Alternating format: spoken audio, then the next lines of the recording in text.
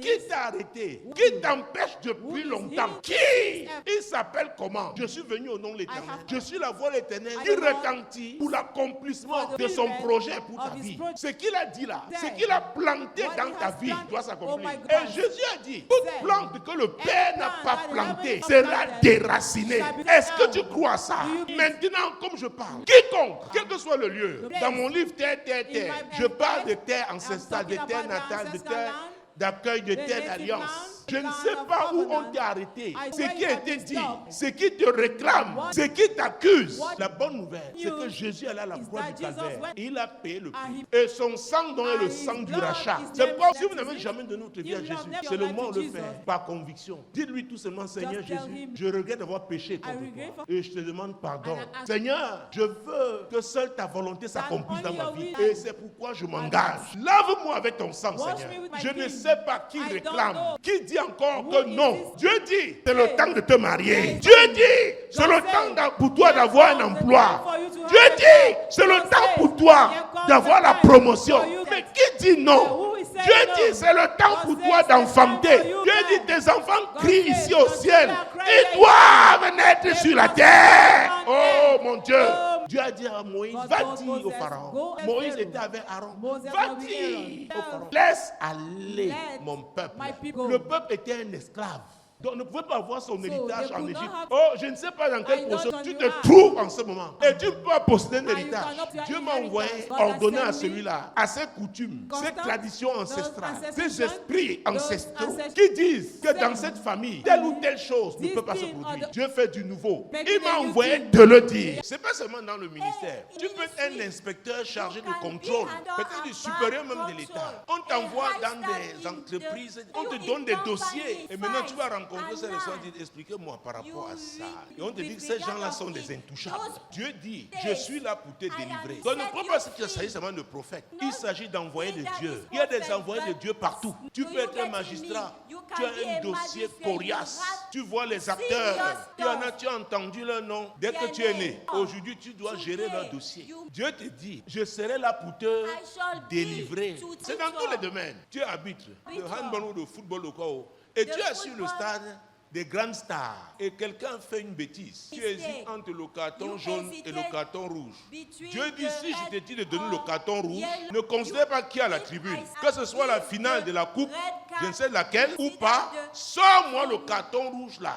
Ce n'est pas facile. Un match avec de grands enjeux. Il y a des gens qui ont parié. Maintenant, on te confie le sifflet. Et parfois, il peut y avoir un des juges qui est bizarre. Dieu te dit, c'est le penalty. On dit le va dit, Dieu t'a dit va ou pas va. J'ai dit penalty. Ce n'est pas facile. Ça peut être même parmi tes enfants à la maison. Celui que tu aimes le plus, c'est lui qui a fait la bêtise. Et il faut sanctionner. Dieu te dit c'est lui. Tu dis vraiment, cet enfant en l'accouchant, j'avais eu trop de problèmes.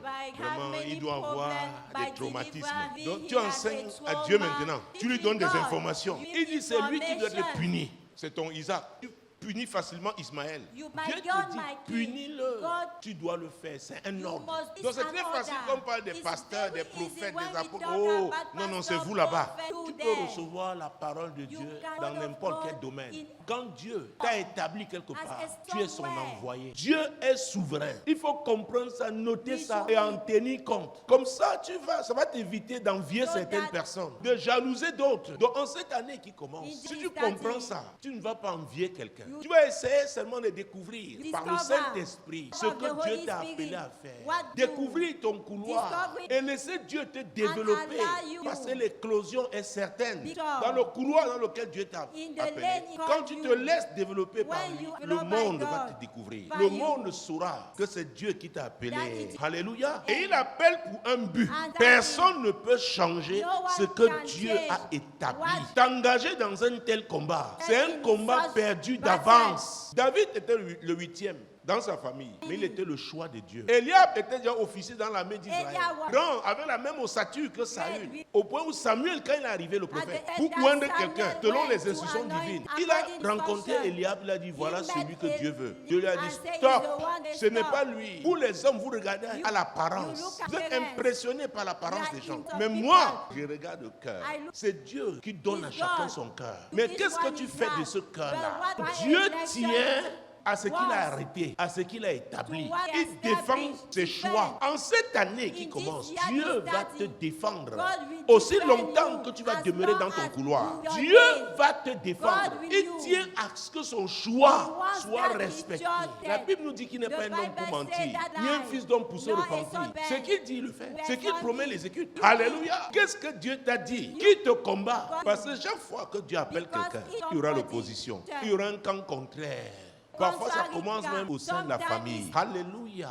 Est-ce que tu es convaincu que c'est toi que Dieu a choisi pour telle ou telle mission, dans tel ou tel couloir, et c'est pour un but? Et là, tu dois comprendre que ce n'est jamais pour un but égoïste.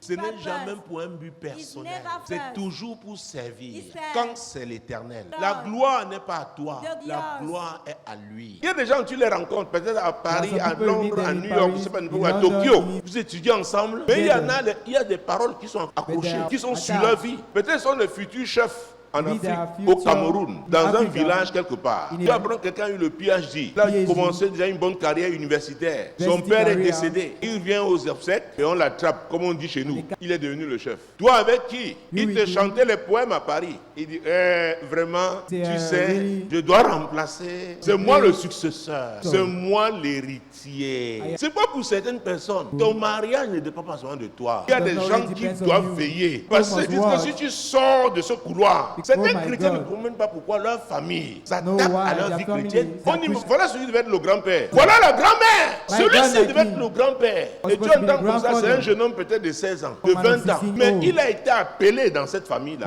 à occuper ce siège. On dit, celle-là devait être la reine. Oh, tu viens épouser la reine d'une famille, même si l'homme là, tu as 25 ans, tu deviens le père tout de suite de tous ces gaillards-là. C'est ça la réalité. C'est pourquoi quand on donne sa vie à Jésus, l'apôtre Paul dit que nous sommes devenus une nouvelle créature. Les choses anciennes sont passées, toutes choses sont devenues nouvelles. Il y a des choses auxquelles nous devons renoncer. Il y a des gens, leur grand-mère était une grande guérisseuse au village.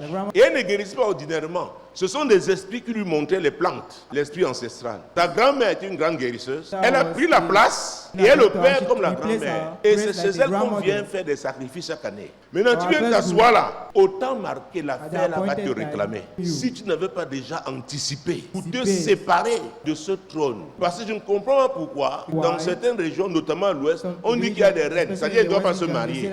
Et si tu veux l'épouser, tu viens tu l'épouses dans sa famille. Si tu es une reine dans un village, sache que l'affaire là va te rattraper. À moins que Jésus n'intervienne dans ta vie. C'est pourquoi la notion d'alliance est très importante. Il faut la comprendre. Quand une alliance est active, elle t'affecte. Je prophétise sur ta vie en cette année. Cette connexion prophétique, cette connexion favorable, ces rendez-vous divins auront lieu au nom de Jésus. Les opportunités que Dieu a créées, a prévues là, mon Dieu, mon roi, oh, rien ne pourra les empêcher. Au nom puissant de Jésus, rien. Reçois cette parole pour toi, saisis-la au nom puissant de Jésus et obéis tout simplement. Dieu a synchronisé les choses. Hey, ça va se faire et tu te souviendras de mon Dieu, de l'Éternel, au nom puissant de Jésus. Présente-moi ta main droite. Présente-le au Seigneur. Ah, présente. Je n'avais pas prévu ça. Je vais demander à Dieu, Éternel, touche cette main. Touche la main de ma soeur. Touche la main de mon frère. Oh, c'est l'année de l'éclosion. Touche la main de ce téléspectateur. Touche la main de cet auditeur. Touche la main de cet internaute. Hey, tu vas utiliser cette main, Seigneur. Et tu lui apprendras, tu le conduiras à comment utiliser cette main au moment favorable. Parce que tu as programmé déjà les choses. Au nom de Jésus. Écoutez, si je suis ton père, oh mon Dieu, lui qui m'a amené dans les palais royaux, dans les palais présidentiels, mon Dieu, mon roi, si je suis ton père, mon Dieu, je déclare en ce jour que l'onction là t'accompagne au nom de Jésus. La grâce là t'accompagne au nom puissant de Jésus. Mon Dieu, mon roi, ça t'accompagne. Oh, I see greenness. Je vois la grandeur. I see greenness. Je vois la grandeur. I see greenness. Je vois la grandeur. Favor. La faveur. Divine favor. La faveur divine. Divine favor. La faveur oh, que cette grâce descende descende sur toi au nom puissant de Jésus-Christ. Oui, Seigneur, c'est l'année de l'éclosion. Moi, l'Éternel, je t'ai appelé pour le salut. Je te prendrai par la main, je te garderai et je t'établirai pour traiter alliance avec le peuple, pour être la lumière des nations.